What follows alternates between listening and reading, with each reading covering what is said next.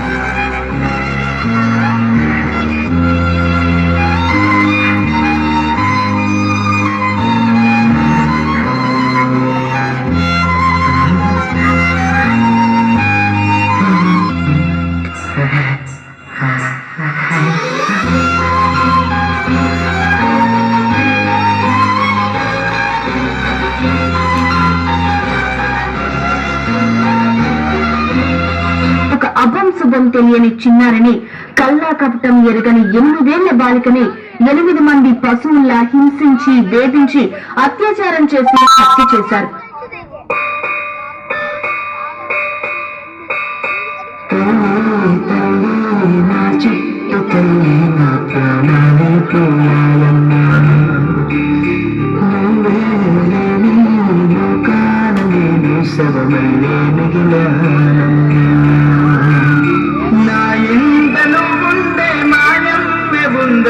ప్రతిరోజు మురిసేనమ్మా, ఏ జన్మలో పాపమే నేను చేశాను, ఈ శిక్షే వేశావమ్మా. తల్లి తల్లి నా చెట్టు తల్లి, నా ప్రాణాలే పోయాయమ్మా. నీవే నీ లోకాల నేను శవమల్ల మిగిలానమ్మా.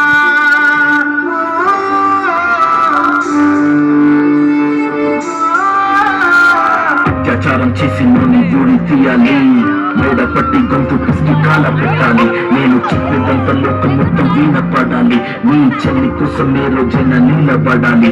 నేను పాడేది పాటల్ని కాదు చిన్నారి మాటలే, ఇవి కన్నులు కల్లార తడి కాపాడేదెవరు మరి. అమ్మాయిల వాక్యలలోనే సంఖ్యలో బంధించి మరి, రంగుల ముగ్గుల పొడి రక్తంగా మారిని పడి. మమ్మీ నువ్వు ఇంట్లో వదిలేసి వెళితే, అంకల్ చెయ్యి పట్టి మీద పడితే, ఏమని చెప్పను నేను, ఎవరికి చెప్పను నేను. మీరే నేర్పించారు పెద్దోళ్ళు దేవుళ్ళు అని, ఎందుకు నన్ను పుట్టించాడు డాడీ నన్ను. అసలు వినాలనుకున్న నేను చందమామ కథలు, ఆడపిల్ల బాధలన్నీ చెప్పుకునే బదులు పుట్టగానే చంపేస్తుంటే తప్పుకుండే ముసరు. చిన్న బట్టలు వేసుకుంటే చంపేయాలా, ఇంకొన్ని రోజులు దాచుకున్న ప్రాణం ఇలా. నేను చదువుకోవాలా లేదా బడికెళ్ళాలా, న్యూస్ పేపర్ మెన్ స్టోరీ అయిపోయాని వాళ్ళ. కాలం గడపాల్సిన చిన్నారి మనుష్యని రంగేసుకున్న క్రూర మృగాలకు బలైపోయింది. 7 ఏళ్ల చిన్నారిని హింసించి అత్యాచారం చేసి చంపిన ఘటన మానవత్వానికే ఆయన మచ్చగా మిగిలిపోయింది.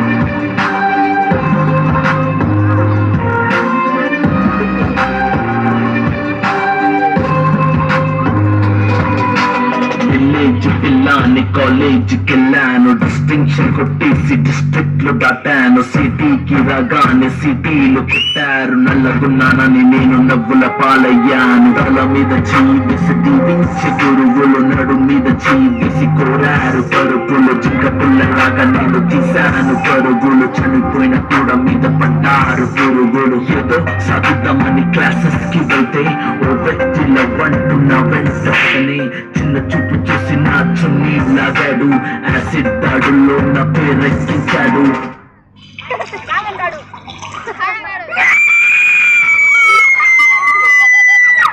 రోడ్డు మీద రేపు చేసి రోకల్స్ చంపారు. ఇది విన్న మా డాడీ కుక్క పెట్టి ఏడ్చాడు. క్యాండిల్ పట్టుకొని వాకింగ్ చేస్తారు. క్యాండిల్ ఆరిపోగానే ఇంటికెళ్ళిపోతారు.